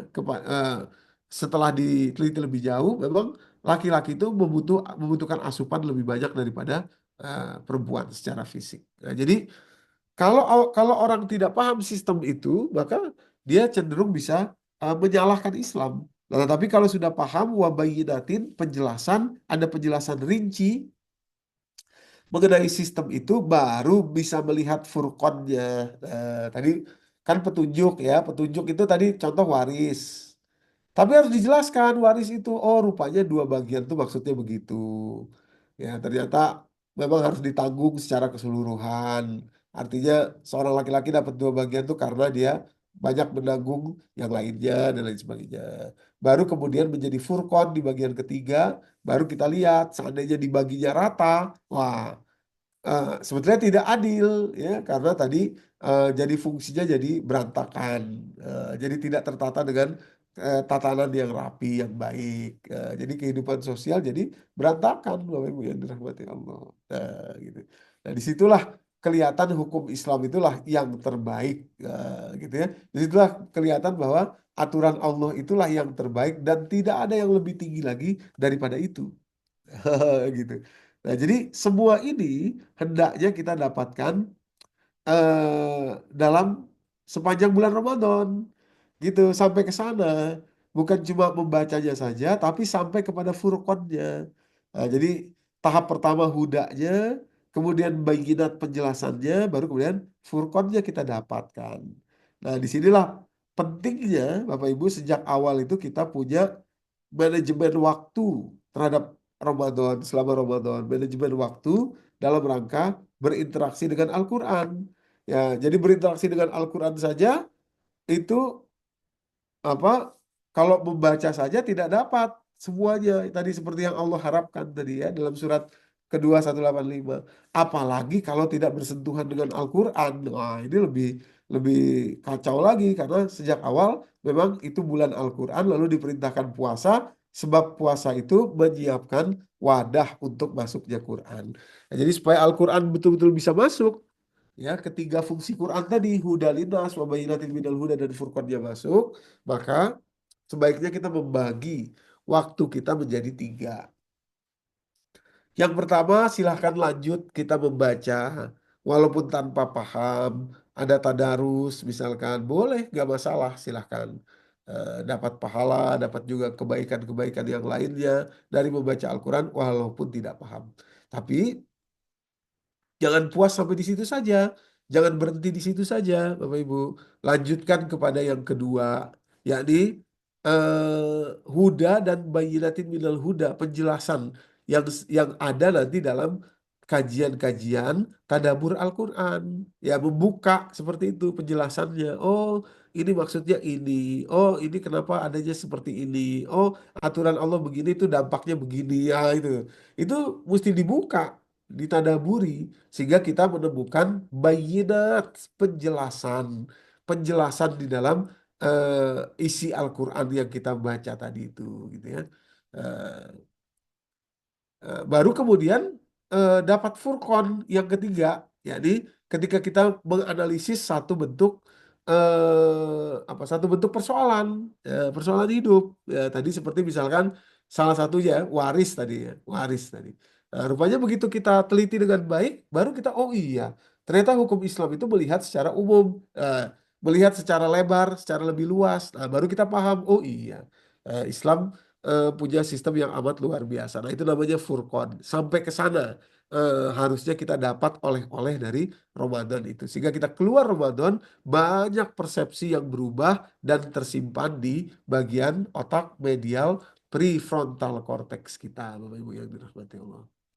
Nah, jadi kalau kalau kita sekedar berpuasa saja, ya tentu dapat juga kesehatannya, dampak sehatnya, tapi sebetulnya rugi kalau tidak dimasukkan Al-Quran. Bahkan bahaya juga kalau misalkan dalam hormon grelin yang banyak itu kita justru mengasup ya pemahaman-pemahaman yang bertentangan dengan Quran. Nanti kesimpan itu lama itu nanti ngubahnya itu kalau begitu gitu ya. Misalkan dalam bulan Ramadan hormon grelin lagi banyak-banyaknya gitu ya, lagi tumbuh sel otak yang baru, malah nonton film-film yang romantis yang memperlihatkan apa dunia khayal misalkan gitu ya, dunia khayal ya, memperlihatkan misalkan apa laki-laki yang romantis yang memberikan bunga apa gitu dan lain sebagainya.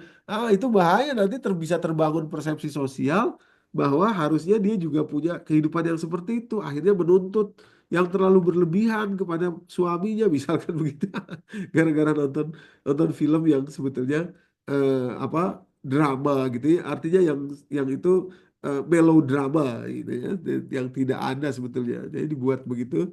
Nah, karena itu di bulan Ramadan eh, sedang tercipta, sedang tumbuh sel otak baru. Bahaya kalau dipakai terhadap sesuatu yang keliru, Bapak Ibu ya. Justru saatnya lah kita memperbaiki isi di dalam medial prefrontal cortex kita. Itu sebabnya kata Allah, Syahrul Ramadan, allazi unzila fil Quran, bulan Ramadan bulan turun Quran, faman syahida nanti ujungnya faman syahida minkumus syahra falyasum. Kalau kamu jumpa bulan Quran ini, kamu berpuasa, wajib berpuasa. Supaya masuk hudal linasnya, wabayinatin minal huda, wal furqannya. Baik, saya pikir mungkin ini saja yang bisa saya sampaikan. Seba, apa, silahkan kalau ada yang mau bertanya atau bisa kita lanjutkan dengan sharing, diskusi, agar betul-betul apa pemahaman kita akan fungsi puasa dalam bulan Ramadan ini menjadi jelas. Ya, jadi bukan hanya berpuasa begitu saja, ya, tapi puasa itu sebetulnya adalah bentuk ya jalan atau metode masuknya Al-Quran yang terbaik ya bagi kita. Saya kembalikan kepada Bu Ari. Billahi taufik walhidayah. Assalamualaikum warahmatullahi wabarakatuh. Waalaikumsalam warahmatullahi wabarakatuh. Terima kasih Pak Ustadz. Ustadz Doni, terima kasih. Oke, jadi kalau dilihat di room chat sudah ada beberapa pertanyaan, mungkin izin saya bacakan ya, Ustadz. Silakan. Pertanyaan dari Ibu Zulfiah ini, kalau nggak salah Ibu Zulfiah, oke.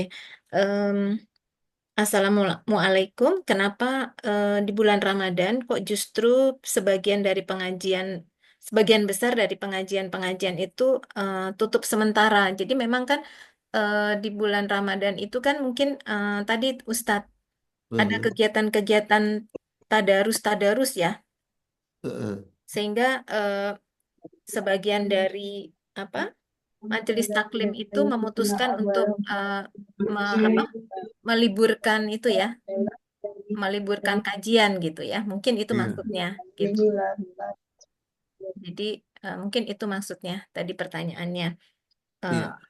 iya, eh, ya dia bilang mohon penjelasannya kok Hmm. justru pengajian-pengajian sebagian besar tutup sementara padahal di saat perut kosong itu kan pemahamannya bisa lebih maksimal. Iya. Iya, mungkin mungkin karena dinilai banyak pengajian yang lain, jadi pengajian yang itu tutup dulu gitu kira-kira begitu kali ya. Mungkin saja, tapi yang jelas kita jangan jangan jangan eh, kecil semangat atau jangan eh, turun motivasi kita. Kita bisa mencari di pengajian-pengajian yang lain, Bu. Jadi maksud saya sekarang zaman sudah modern, sudah modern itu maksudnya banyak jalan, banyak cara kita bisa menghadiri pengajian, majelis taklim, misalkan saja dengan Zoom seperti ini, atau dengan lihat dari YouTube juga bisa, tinggal dipilih saja guru-guru, ustadz-ustadz yang memang betul-betul mumpuni dalam hal eh, apa penjelasan dan isi dari apa yang beliau-beliau jelaskan. Nah, itu memang harus kita pilih supaya apa yang kita dapatkan itu betul-betul sesuai dan eh, apa isinya tuh tidak melenceng gitu ya, tidak tidak apa insya Allah tidak salah kira-kira begitu. Nah, Jadi jadi ibu itu ya bisa Ustadz ya. hadir, iya Iya, di jawabannya mana-mana ya. aja. Bahkan Iya, bahkan ibu kita bisa hadir juga dalam perjalanan gitu, dalam kemana gitu. Kita sih bisa sekarang jadi lebih mudah gitu kira-kira begitu. iya. Iya. Ya, semoga jawaban ini sudah jawaban Ustadz sudah menjawab pertanyaan Ibu Zulfiah ya. Jadi pintar-pintar kita mengatur waktu. Jadi kalau toh tadi sudah dijelaskan sepertiga untuk membaca saja, ya Iya. nggak tahu artinya nggak apa-apa. Kita ngejar pahala yang 10 kebaikan untuk setiap huruf gitu ya, Pak Ustadz. Iya Nah, betul. sepertiganya dilakukan untuk digunakan untuk tadabur. Nah, tadabur tidak bisa sendiri, butuh guru. Tinggal dipilih saja mau guru yang siapa nih. Misalkan ada banyak di YouTube juga. Kalau toh tidak kajian Zoom yang apa namanya, yang bisa bisa langsung berinteraksi seperti ini, bisa juga diambil kajian-kajian dari YouTube ya, Ustadz ya. Iya betul. YouTube-nya Ustadz Doni juga banyak sekali. Mau video-video pendek, ada mau video yang kajian full juga banyak gitu. Mau kajian yang di Masjid Pondok Indah, ada kajian yang dari MMQ ya Ustadz ya, banyak. Betul. Tinggal dipilih saja mau temanya yang mana, mungkin sesuai dengan kebutuhan.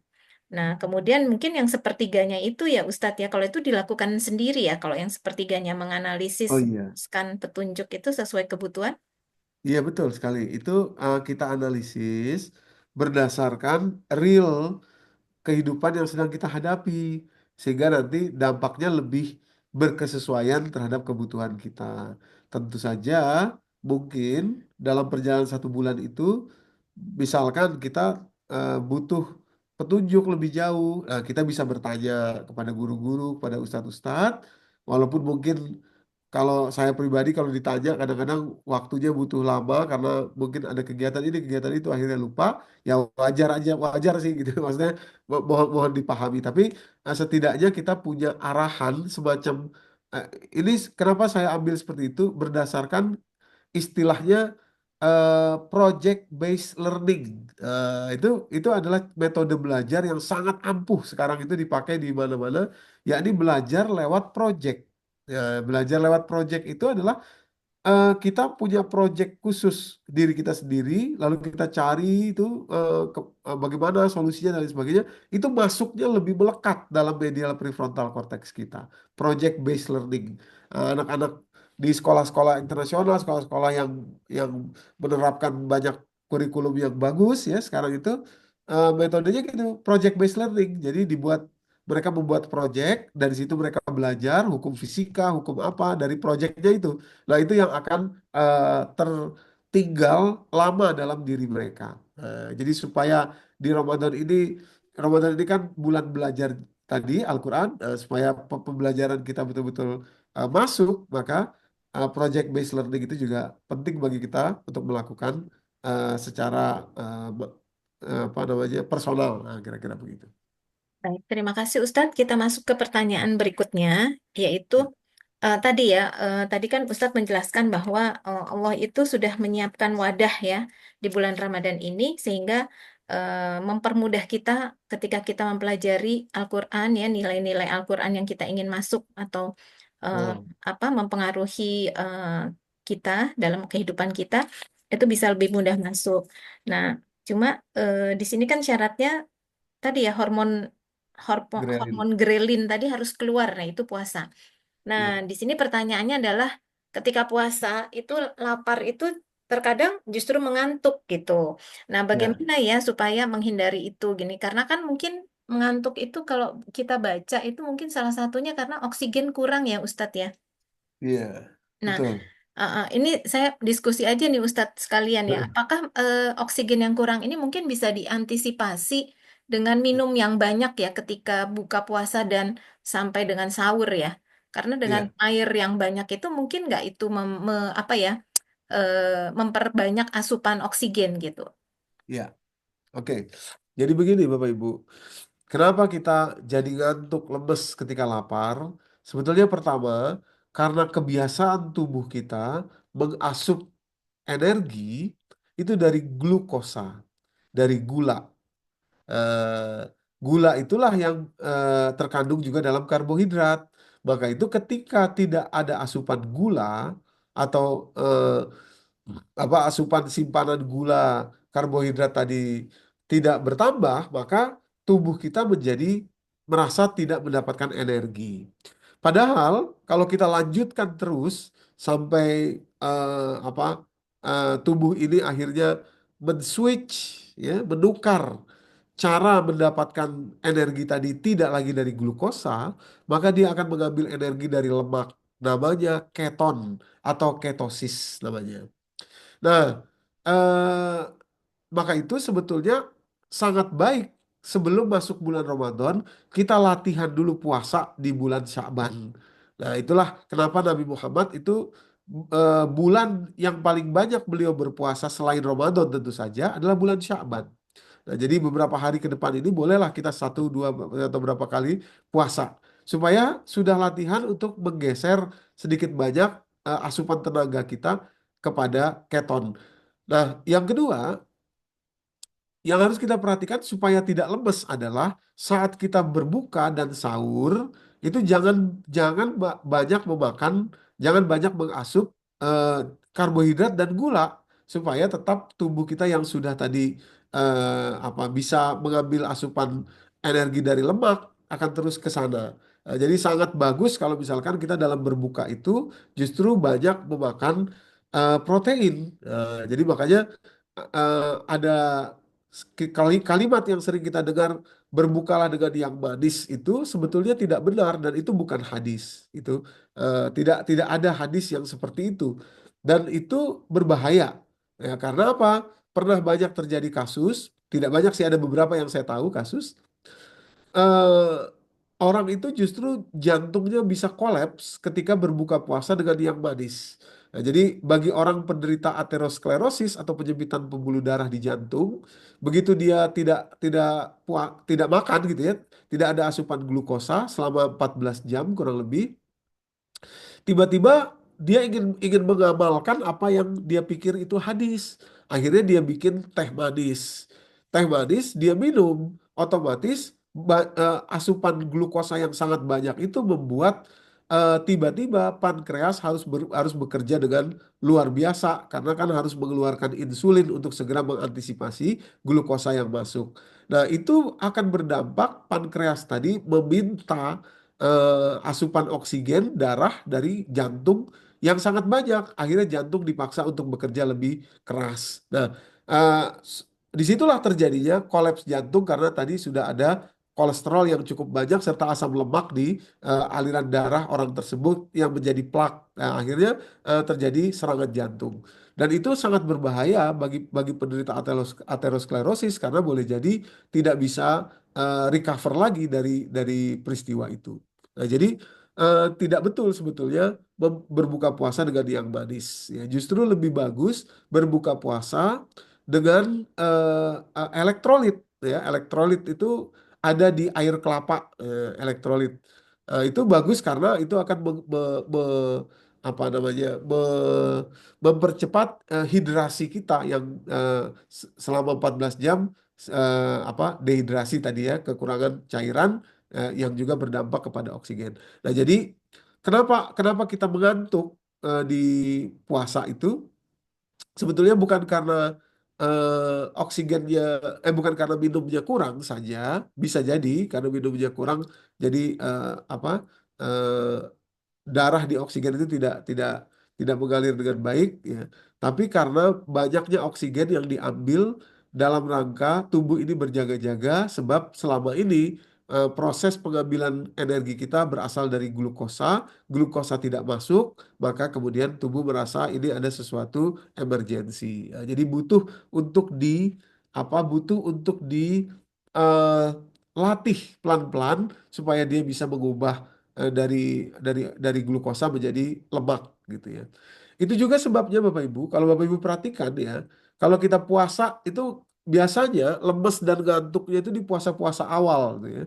Di hari pertama, hari kedua, hari ketiga gitu kan ya. Baru kemudian nanti udah di pertengahan itu sudah terbiasa. Kenapa? Karena tubuh kita sudah terbiasa dilatih untuk tidak lagi mengharapkan mengharapkan energi dari glukosa.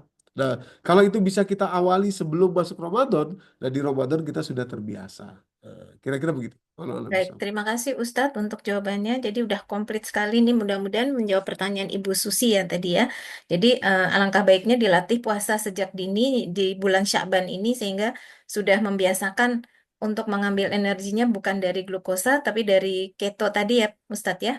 Ya, dari keton ya. Dari keton gitu Ya, sehingga di lemak. bulan puasa itu sudah bisa menyesuaikan insya Allah tidak banyak mengantuk ya dan itu Ya. minum air kelapa tapi berarti air kelapanya murni ya Ustadz ya jangan yang Oh ada iya, gulanya maaf maaf, jangan ada sirupnya ya. yang ada Sirup itu, sirupnya itu aduh, sama aja bahaya nanti sekali. ya. Walaupun sirup diet ya ibu-ibu, maaf ya. Walaupun sirup diet itu gulanya tinggi sekali dan begitu tercampur dengan elektrolit itu bahaya sekali, sangat bahaya gitu karena apa senyawanya bisa sangat berubah gitulah. Kira-kira sederhananya begitulah.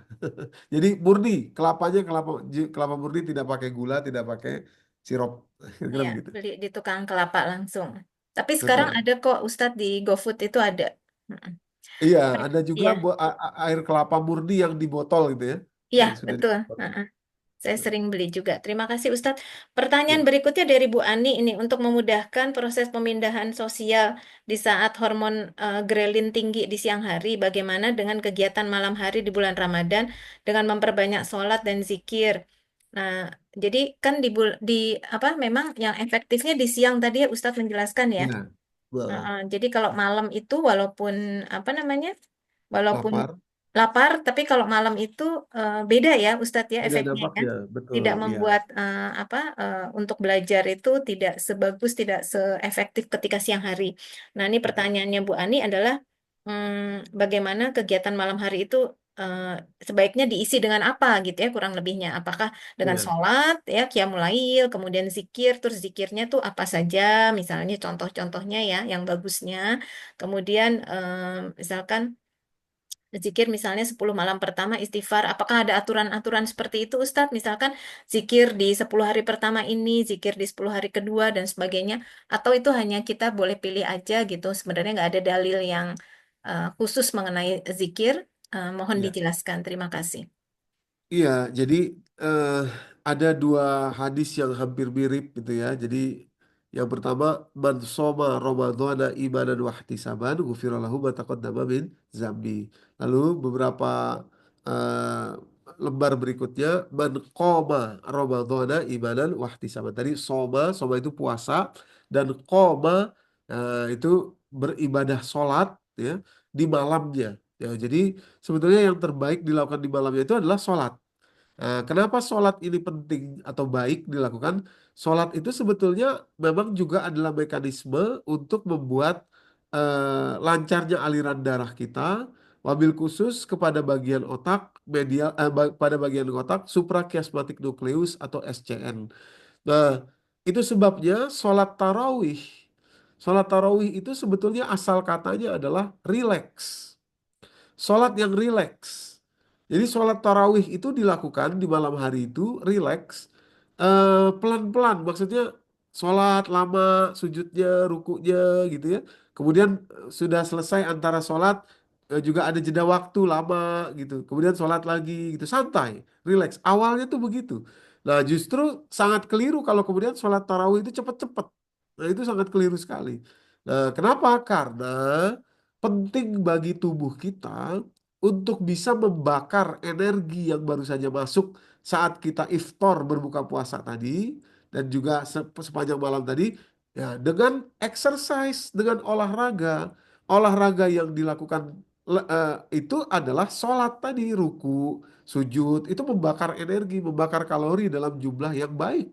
Nah, ketika itulah kemudian kita jadi bisa balance. Jadi sudah siang harinya kita belajar maksimal, mengasup, mengisi pemahaman Al-Quran, lalu di malam harinya kita eh, apa melakukan exercise, stretching ya dengan olahraga tadi, dengan sholat tadi.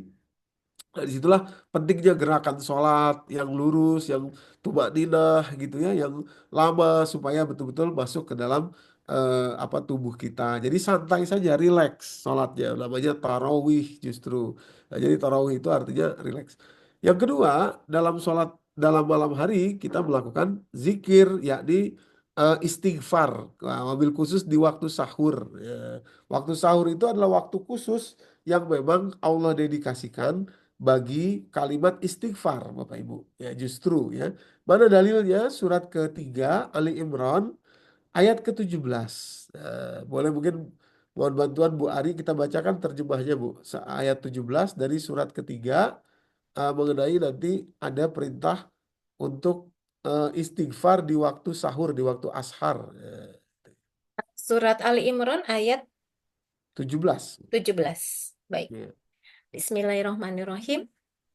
Juga orang yang sabar, orang yang benar, orang yang taat, orang yang menginfakkan hartanya, dan orang yang memohon ampunan pada waktu sebelum fajar. Oh ya, terima kasih. Di situ di terjemahan diartikan waktu sebelum fajar ya. Kalau Bapak Ibu buka bahasa Arabnya itu ashar namanya. Wal mustaghfirina bil ashar. Nah, ashar itu jamak dari kata sahur. Ya, jadi sahur itu adalah ya sebelum fajar sih memang betul sahur itu. Tapi di waktu sahur itu disunahkan oleh dari Al-Quran yakni beristighfar. Jadi khusus di waktu sahur memang disyariatkan kita untuk beristighfar, memohon ampun kepada Allah. Nah, jadi menjelang subuh sebelum fajar, sahur, ya, habis kita makan mungkin ya beberapa asupan makanan. Tentu saja kalau bisa jangan banyak makan karbohidrat, karena kalau karbohidrat nanti kembalinya tubuh akan menuntut glukosa pagi harinya.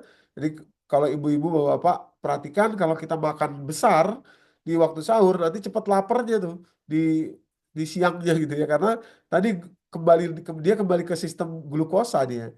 Nah, justru yang harus kita lakukan adalah banyak beristighfar, ya, kemudian juga banyak meminum air putih. Ya, kalau mau makan sesuatu ya sesuatu yang mungkin protein yang lebih bagus, ya, makan protein hewani atau protein nabati, lebih bagus lagi protein nabati, untuk supaya betul-betul di waktu saumnya nanti kita tidak kelaparan, eh, glukosa ya. Kelaparan glukosa itu artinya tubuh kita menuntut eh, glukosa yang lebih. Jadi wal mustaghfirina bil ashar, orang-orang yang banyak memohon ampun beristighfar di waktu sahur. Satu lagi mungkin Bu ya, mohon dibacakan bantuan dibacakan surat 51 ayat 18. Kalau tadi ayat 17, di ayat 18 mengenai beristighfar juga di waktu sahur. Surat 51 Az-Zariyat ya, ayat Az-Zariyat ya, 18. ayat 18. Baik. Ya. Bismillahirrahmanirrahim. Dan pada akhir malam mereka memohon ampunan kepada Allah. Ya, kalau di terjemahan tadi dibacakan Bu Ari pada akhir malam ya, tapi kalau Bapak Ibu perhatikan bahasa Arabnya wabil ashari hum yastaghfirun. Ya, jadi tiga kali kata-kata sahur ini disebutkan oleh Allah dalam Al-Quran, yakni pada surat 3 ayat 17 tadi, surat 51 ayat 18, dan nanti ada di surat Al-Qamar ketika menceritakan bagaimana Nabi Lut dan anak-anaknya itu diselamatkan Allah di waktu sahur. Ya, waktu sahur itu ya sebelum azan subuh atau fajar sodik. Jadi yang bagus adalah beristighfar di waktu sahur. Ya, demikian kira-kira kurang lebih. Jadi zikirnya itu justru istighfar itu dari hari pertama ya Pak Ustadz ya, dari Ya, pertama terus sahur dari ya. hari pertama. Iya betul. Jadi ya baik. Pertanyaan selanjutnya saya bacakan lagi. Ini dari eh, Ibu Ibu Endang. Izin Iya, bertanya, bagaimana orang yang punya hutang puasa Ramadan, tetapi waktu bulan Ramadan datang itu dia masih belum bayar puasa. puasanya. Jadi masih punya Ya, hutang tapi sudah keburu Ramadan gitu. boleh Itu lagi. bagaimana solusinya Pak Ustadz? Ya, yang pertama, ibu-ibu, terutama ya kepada ibu-ibu, utang puasa Ramadan itu sebetulnya tidak harus 1 tahun. Jadi bisa dibayar tahun depan pun bisa. Tinggal ibu harus tahu aja bahwa ibu berhutang berapa, kan dibayarkan 1 tahun itu kan supaya tidak lupa gitu, dan juga supaya lebih lega lah plong puasa Ramadannya gitu ya, karena sudah dibayarkan hutang puasa yang lalu. Tapi sebetulnya bukan berarti batasnya hanya 1 tahun saja, tidak, karena kalimatnya adalah wa 'alal ladzina yutiqunahu fidyatun eh, apa namanya, syahrul Ramadan allazi unzila fil Qur'an hudan linnas wa bayyinatin minal huda wal furqan faman syahida minkum asyhara falyasum wa man kana maridhan aw ala safarin fa iddatun min ayyamin ukhor, maka dia mengulangi puasanya di hari yang lain. Hari yang lain yang dimaksud tidak terbatas pada 1 tahun itu saja, tidak terbatas 1 tahun artinya dari Ramadan ke Ramadan, tidak, tapi hari yang lain gitu selama dia memang masih hidup ya. Jadi sebetulnya bisa dibayarkan di tahun berikutnya tuh bisa gitu, boleh gitu, bukan tidak boleh tapi boleh ya. Kurang lebih demikian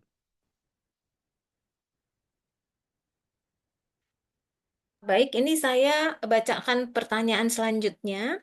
ya. Hmm, ini tidak berkaitan langsung dengan puasa nih Pak Ustadz, pertanyaannya yaitu mengenai ruh ya. Apakah ruh kita adalah ruhnya Allah? Jadi selalu suci, yang selalu berbuat maksiat itu adalah jiwa. Jadi ruh itu suci, yang berbuat maksiat itu adalah jiwa. Betulkah seperti itu Pak Ustadz? Oh iya, baik. Jadi begini, jiwa itu sebetulnya adalah ruh yang sedang masih berada di dalam tubuh. Ya, jadi eh, ketika ruh ditiupkan ya ke dalam tubuh kita, ya, maka saat itu ruh itu tadi bernama jiwa, nafs dalam bahasa Arab. Ya, coba mungkin boleh kita buka surat surat Al-Hijr ya, surat Al-Hijr eh, ayat ke 29. Surat Al-Hijr surat ke 15 ya, ayat ke 29. Nah, supaya kita Ya, tahu. terjemahan surat Al-Hijr ayat 29. Bismillahirrahmanirrahim. Maka apabila aku telah menyempurnakan kejadiannya Oh, dan maaf Bu, mulai dari ayat 28 ya Bu. Mulai oh dari ayat baik, 28. baik. Maaf. Bismillahirrahmanirrahim. Al-Hijr ayat 28 dan 29. Dan ingatlah ketika Tuhanmu berfirman kepada para malaikat, sungguh Aku akan menciptakan seorang manusia dari tanah liat kering, dari lumpur hitam yang diberi bentuk. Maka apabila aku telah menyempurnakan kejadiannya dan aku telah meniupkan ruh ciptaanku ke dalamnya, maka tunduklah kamu kepadanya dengan bersujud. Nah, terima kasih Bu. Jadi ruh yang Allah tiupkan dari sisi Allah itu ke dalam eh, cangkang atau wadah yang bernama tubuh tadi yang diciptakan dengan tanah liat itu, maksudnya tubuh kita. Nah, itu ruh juga selama dia masih ada di dalam badan namanya menjadi nafs alias jiwa. Maka itu ketika nanti wafat, keluar ruh itu dari dalam badan yang akan merasakan keluar sakitnya, keluar copotnya ruh dari badan itu namanya jiwa, nafs yang merasakan ketika lepas itu ya. Makanya kullu nafsin za'iqatul maut ayatnya di surat Ali Imran itu setiap jiwa akan merasakan mati, berpisah. Ya, ruh itu tadi berpisah dari badan. Nah, begitu nanti sudah berpisah dari badan, kembali menjadi ruh. Ya, dalam surat An-Naba misalkan, yauma yaqumur ruh wal malaikatu soffa la yatakalamuna illa man azina lahu rahmanu wa qala shawaba. Jadi nanti ruh akan berbaris bersama dengan para malaikat di hari kiamat itu. Maksudnya kita, ya, tapi ruhnya, ruh kita. Kalau sekarang di dalam badan ini, ruh ini maka menjadi namanya nafs atau jiwa. Nah, kira-kira demikian. Baik, terima kasih Ustadz. Ada beberapa pertanyaan lagi. Izin bertanya, apa bisa kita melakukan ibadah diniatkan di bulan Ramadan ya? Maksudnya nih Pak Ustadz, di bulan Ramadan kita melakukan ibadah apa namanya? Misalkan baca Quran, khatam Quran gitu. Tapi kita niatkan untuk orang tua yang sudah wafat. Apakah bisa seperti itu? Oh, tidak perlu diniatkan pun juga akan kembali kepada orang tua kita kalau kepada orang tua itu karena orang tua ya tetap akan mendapatkan pahala dari perbuatan anaknya yang baik Halal gitu. jariah ya Ustadz ya? Iya, malah jariah, jadi tidak perlu diniatkan pun pasti akan nyampe gitu. Jadi apa kalau itu sudah pasti ya orang tua kita akan menerima apa yang yang baik yang dilakukan oleh kita anaknya. Itu kira-kira. Tidak perlu Demikian diniat. pula sebaliknya kalau kita berbuat dosa gitu ya Pak Ustadz?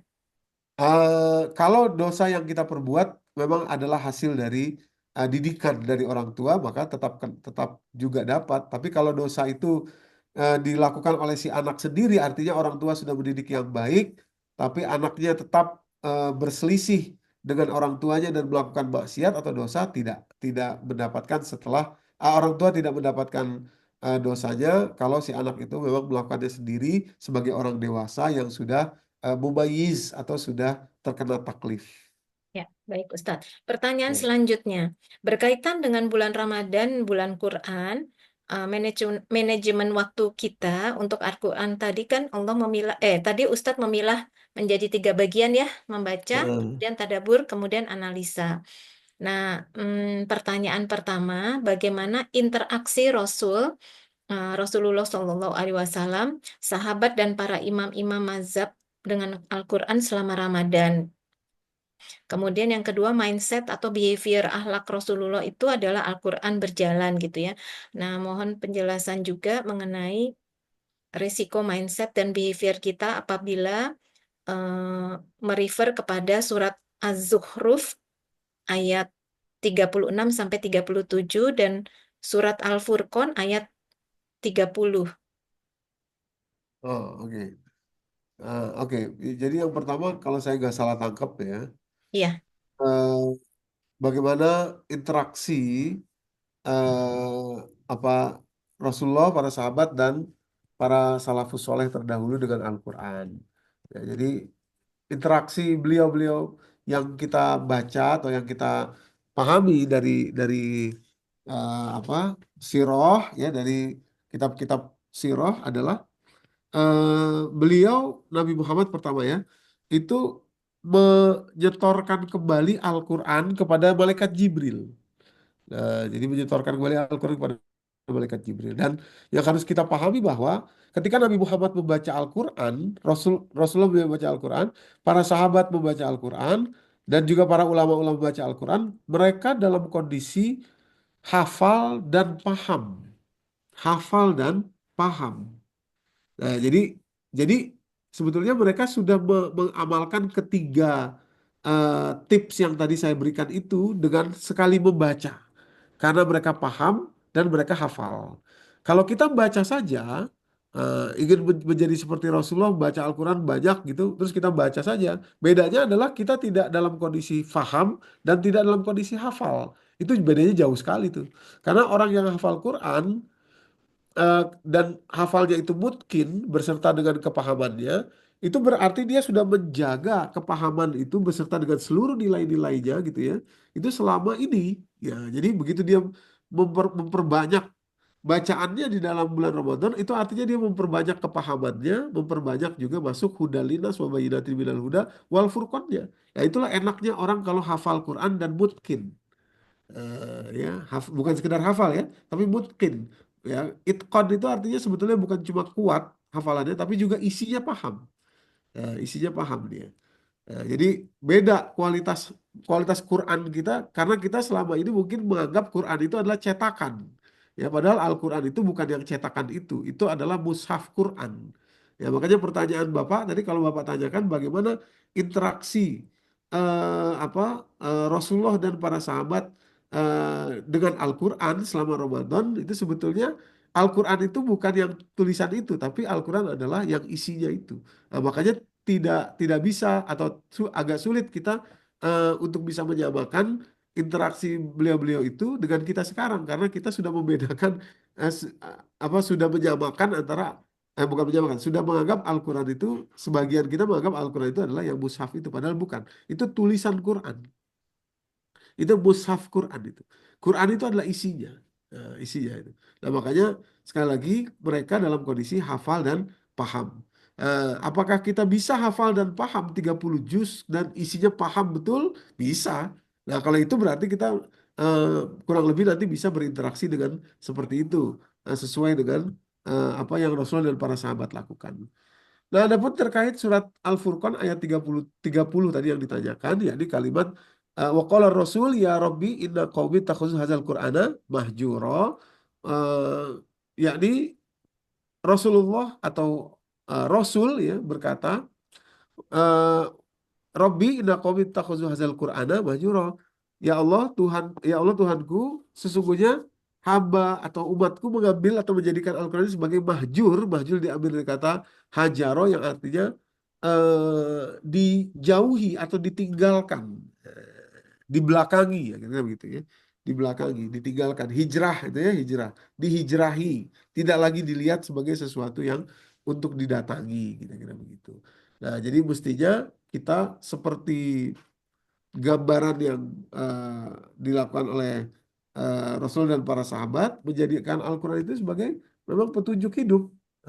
Terus di bulan Ramadan mengulanginya ya dengan sebaik mungkin ya, supaya isinya itu masuk lagi ke dalam diri kita, gitu kira-kira. Tapi sekali lagi beliau dalam kondisi hafal dan apa paham ya, hafal dan paham. Jadi Jadi memang beda ya Ustadz ya, beda memang. baca dengan eh, Rasul baca. Rasul justru istilahnya dia talaki ya bersama malaikat Jibril ya memperbaiki iya. bacaan. Betul, memperbaiki apa di Al-Qur'annya disetorkan lagi gitu. Mm-mm. Saya punya guru ya, ketika saya menghafal Quran tuh kepada beliau, saya sudah almarhum namanya Kiai Haji Khairul Muttaqin. Beliau itu sekeluarga hafal Quran. Nah, saya menghafalkan Quran tuh kepada beliau tuh di Depok waktu itu. Nah, jadi beliau cerita setiap kali Ramadan anak-anak, jadi orang tuanya punya pesantren, bapak ibunya hafal Quran berdua nih di Jepara. Jadi anak-anaknya tersebar di mana-mana, tapi bulan Ramadan itu selalu disuruh pulang oleh bapak ibunya. Pokoknya ada waktu mau 7 hari mau apa pulang gitu ya ke kampung gitu. Ngapain? Suruh menyetorkan hafalannya ulang kepada bapak ibunya selama Murojaah ya Ramadan. Ustadz. Iya, murojaah. Nah, jadi itu menjadi tradisi bagi mereka. Nah, jadi setiap hari itu ngulangi Quran satu hari itu bisa 10 juz. Nah, jadi 3 hari sudah selesai satu anak. Nah, anaknya ada 6 apa ada 5 gitu kira-kira. Dijadwalkan. 1 hari 10 juz. 3 hari sudah khatam. besok anak berikutnya lagi, anak berikutnya lagi. Begitu. Nah, yang seperti itulah interaksi yang sesungguhnya sebetulnya. Tapi dalam kondisi mereka hafal dan paham. Ya, jadi Iya, terulang sudah dengan sendirinya hafal, tuh. mungkin dan paham ya Ustadz ya.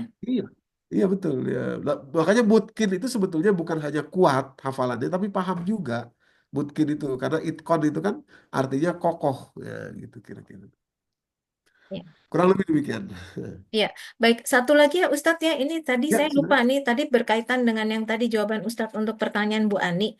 Jadi sebenarnya kan di malam hari itu kita waktunya untuk exercise ya, karena kan Ya, sudah tidak lapar, tapi apa namanya justru untuk exercise itu dengan sholat tarawih tadi ya harusnya ya dilakukan secara bakar rileks. kalori. Nah, Ya, bakar kalori.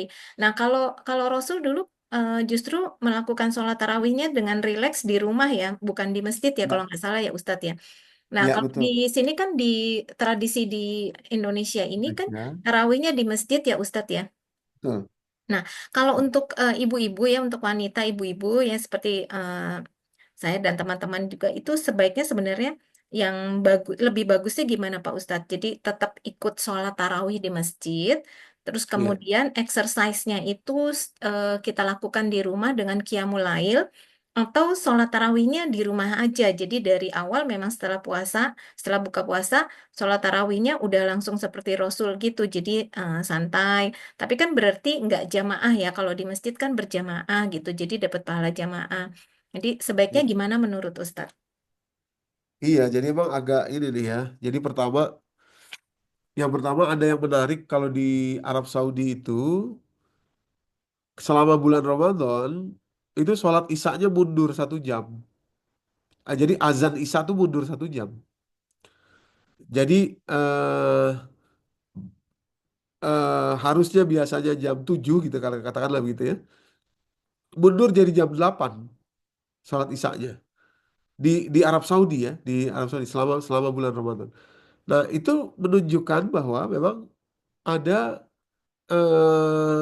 apa persiapan gitu yang dibuat untuk apa sholat isya dan sholat tarawih.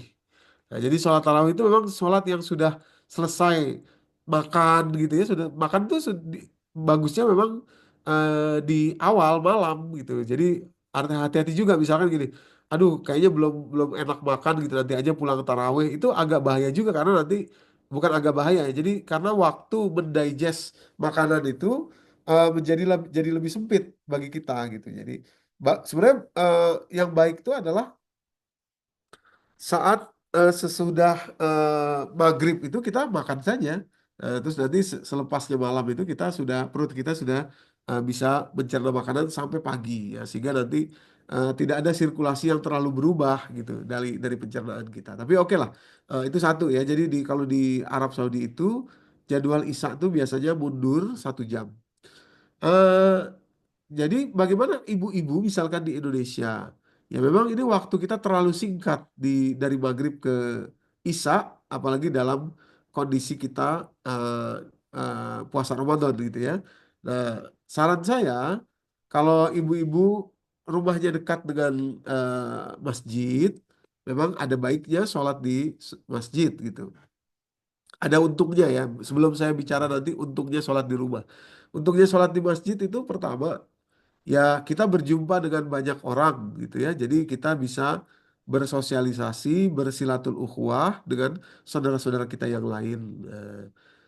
Eh, terus juga kita bisa mendengarkan mungkin ada semacam tausiah gitu atau kalau tidak kita mendengarkan bacaan Al-Quran dari imam-imam yang dipilih mungkin yang bacaannya bagus dan enak gitu. Nah itu juga eh, dampaknya juga bagus juga buat kita gitu kan.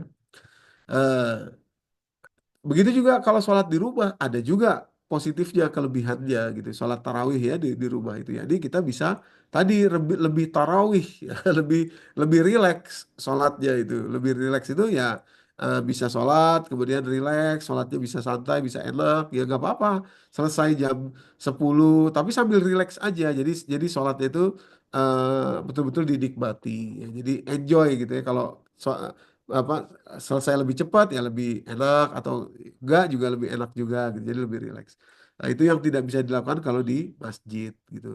Eh, Yang kelebihan berikutnya kalau sholat di rumah ya bisa juga karena itu memang bukan sholat fardu maka bisa bersama dengan keluarga. Jadi ada silaturahim. Kalau tadi silatul ukhuwah di masjid ini silaturahim bersama dengan keluarga kita, anak-anak dan lain sebagainya lebih intimate, lebih dekat gitu. Jadi kedua-duanya saya pikir punya kelebihan dan juga punya kekurangan. Kalau kalau boleh ya di mix aja, diatur saja kira-kira supaya tetap ada silatul ukhuwah kepada masyarakat, tapi juga kalau ingin intimate ada silaturahim dengan anak, dengan keluarga juga bagus juga. Kira-kira demikian Bu Ari. Wallahu a'lam bishawab. Ya, baik, terima kasih. Mungkin di weekend ya, kita bisa dengan keluarga ya. Ya, Kalau yang Senin sampai Jumat, kita bisa mengutamakan ke masjid gitu ya, Pak Ustadz ya. betul. Iya, baik, terima kasih Pak Ustadz. Nih saya lihat di room chat, Alhamdulillah semua pertanyaan sudah kita jawab. Mudah-mudahan untuk Bapak dan Ibu yang bertanya, mudah-mudahan sudah puas dengan jawaban Ustadz Doni. Dan kalau ada kekurangan, kami mohon maaf lahir batin. Dan untuk biasa untuk di akhir kajian ditutup dengan doa ya Ustadz. Doa Ya. untuk untuk kita semua, termasuk doa dalam rangka menghadapi bulan Ramadan, sekaligus doa untuk saudara-saudara kita di Palestina. Terima kasih Pak Ustadz. Baik.